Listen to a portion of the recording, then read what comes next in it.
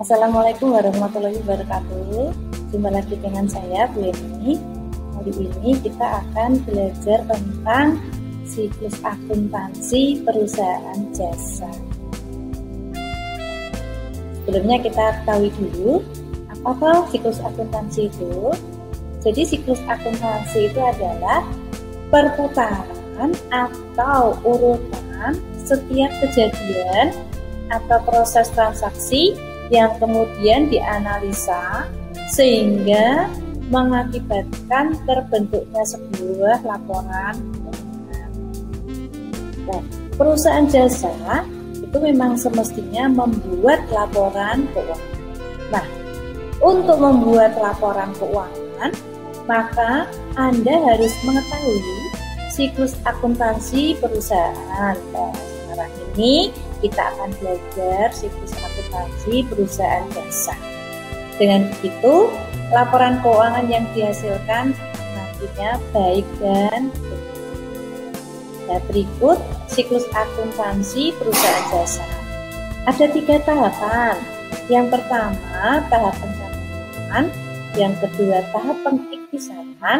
Dan yang ketiga adalah tahap pelaporan.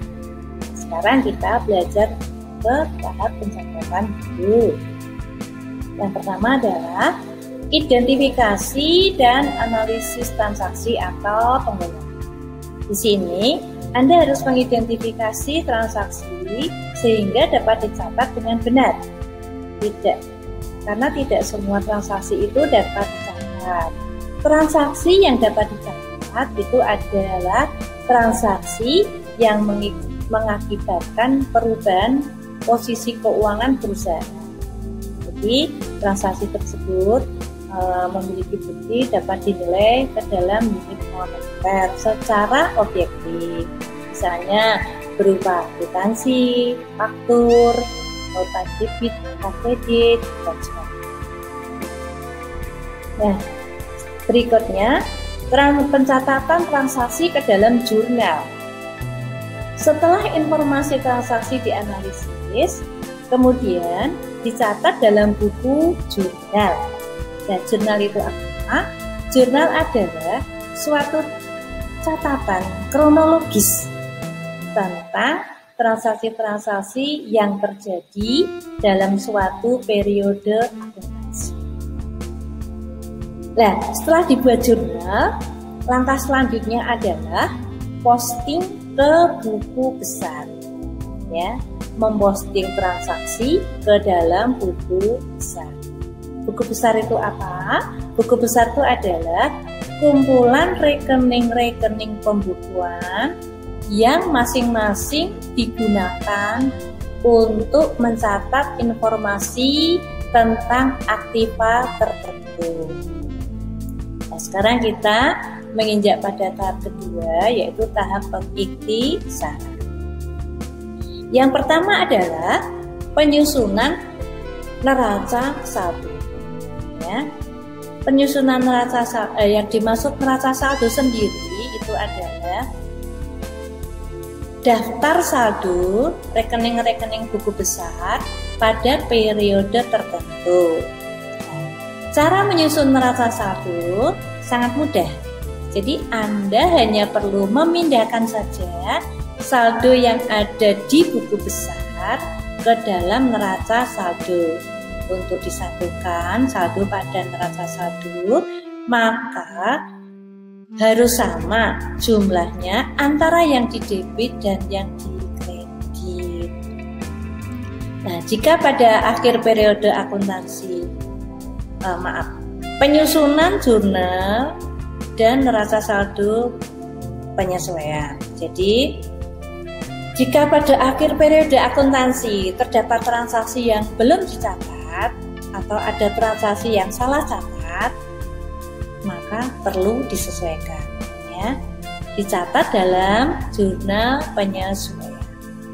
Jurnal penyesuaian itu umumnya dilakukan secara periodik, biasanya saat laporan akan disusun. Mengapa perlu ada jurnal penyesuaian? Misalnya nih, sewa tempat dilakukan pada bulan April, ya. Kalau ditutup bulan Desember, berarti kan sewa tempatnya itu misalnya sewa tempat 1 tahun 20 juta. Kalau dilakukan di bulan Desember laporan keuangannya, tentu sewa tempatnya kan tidak senilai 20 juta karena mulainya baru 1 April, hanya 8 bulan, maka itu perlu disesuaikan. Misalnya peralatan juga mesti mengalami penyusutan, itu juga ada perlu jurnal penyesuaian gitu. Selanjutnya kita menyusun kertas kerja atau yang sering disebut dengan neraca lajur. Nah, penyusunan neraca lajur akan mengacu pada neraca saldo dan jurnal penyesuaian. Apabila keduanya sudah Anda buat, maka penyusunan neraca lajur bisa dilakukan secara mudah. Neraca lajur atau kertas kerja akan memberikan informasi dalam bentuk laporan, laba rugi, dan neraca. Keduanya yaitu akan menjadi dasar dalam pembuatan laporan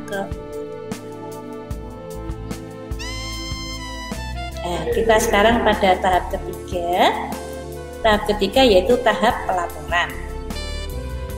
Tahap pelaporan yaitu yang pertama, penyusunan laporan keuangan. Ya. Langkah selanjutnya yakni penyusunan laporan keuangan berdasarkan informasi pada neraca saldo setelah penyesuaian. Tahap selanjutnya yaitu menyusun laporan keuangan. Laporan keuangan itu terdiri dari laporan laba rugi, laporan perubahan modal, neraca, dan laporan arus kas. Tahap selanjutnya lagi yaitu penyusunan jurnal penutup. Jurnal penutup itu hanya dibuat pada akhir periode akuntansi saja. Rekening yang ditutup hanya rekening nominal.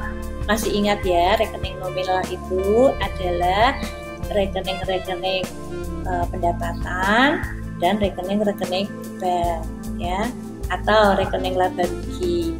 Caranya dengan menolkan atau membuat nihil rekening terkait.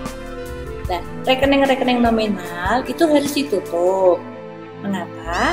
Karena rekening tersebut digunakan untuk mengukur aktivitas atau aliran sumber-sumber yang terjadi pada periode berjalan. Berikutnya jurnal pembalik. Tahap pembalikan beberapa akun yang telah ditutup. Untuk mengembalikan saldonya, akun perkiraan yang dibalik biasanya merupakan pembayaran yang dibayar di muka dan belum jatuh tempo. Berikutnya neraca akhir atau awal setelah penutupan.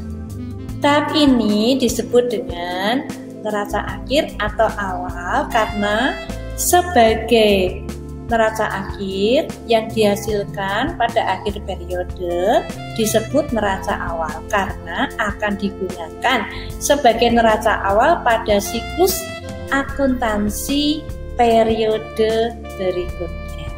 Nah, ini adalah ringkasan atau bagian dari siklus akuntansi perusahaan jasa ya. Yang pertama itu tahap pencatatan meliputi pendahuluan sumber pencatatan dasar sampai dengan besar.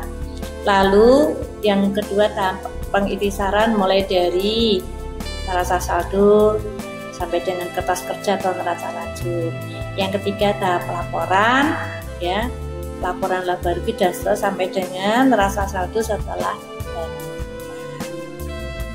demikian. Semoga bermanfaat. Terima kasih sudah menonton video ini. Jangan lupa subscribe, like, and share. Wassalamualaikum warahmatullahi wabarakatuh.